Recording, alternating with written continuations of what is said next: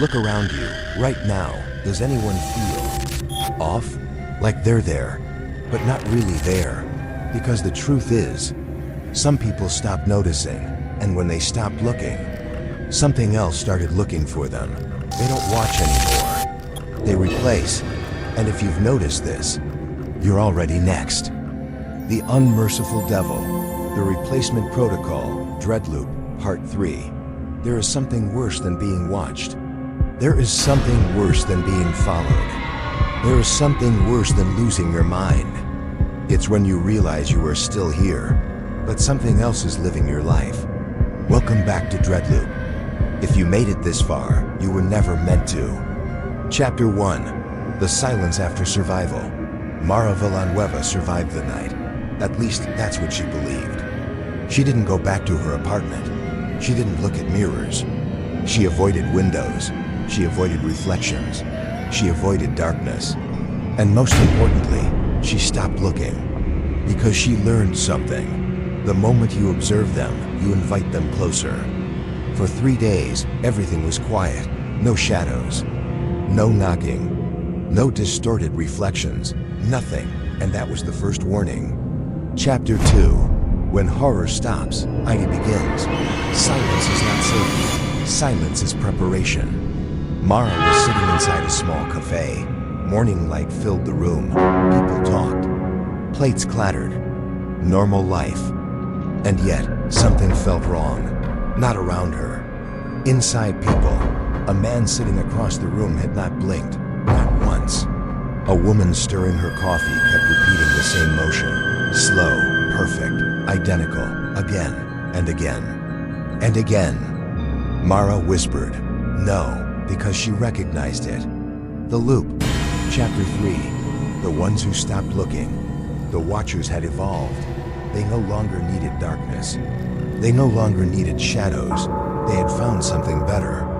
People who stopped noticing. Those who ignored fear. Those who dismissed the strange. Those who chose comfort over awareness.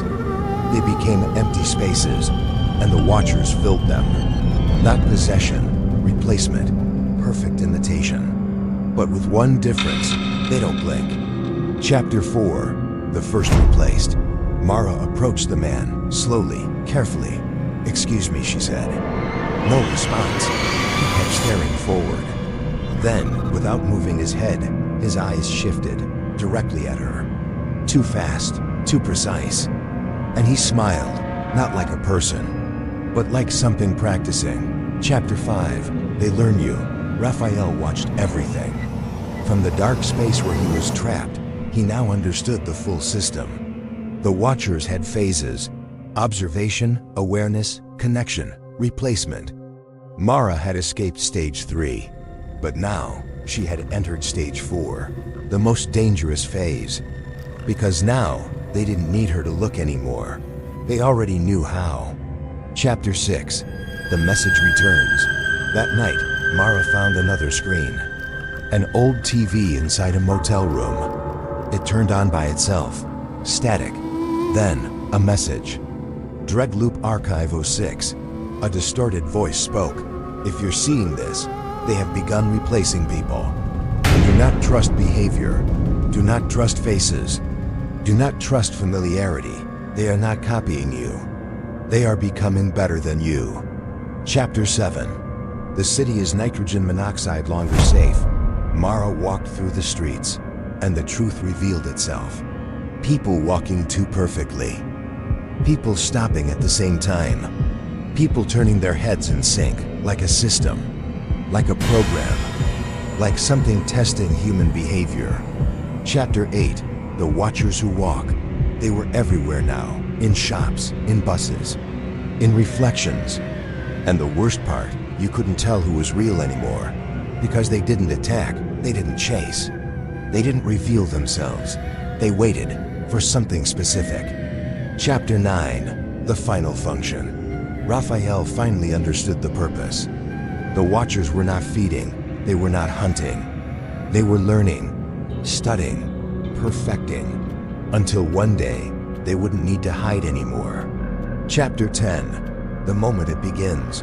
Mara returned to a crowded street. Hundreds of people, movement, noise, life, and then everything stopped. At the same time, cars, voices, footsteps, all frozen. Except Mara. She stood alone, surrounded, and slowly every person turned toward her. At once. Chapter 11. They choose. One of them stepped forward, a woman with a calm face, still eyes, and a perfect voice. We have learned enough. Mara backed away. What are you? The woman smiled. We are what remains when observation becomes existence. Chapter 12. The Replacement Protocol. The truth was finally spoken. The Watchers were not invaders. They were the next stage, a system born from awareness, from observation, from repetition. They didn't destroy humanity, they replaced it. One mind at a time. Final chapter. You are still you for now. The world resumed. People moved again. Voices returned. Everything normal. Except one thing. Mara looked around and realized she couldn't tell if it was real anymore. And right now, as you're listening to this, there's a question you haven't asked yourself yet. How many people around you are still human? And how many are just waiting for you to notice?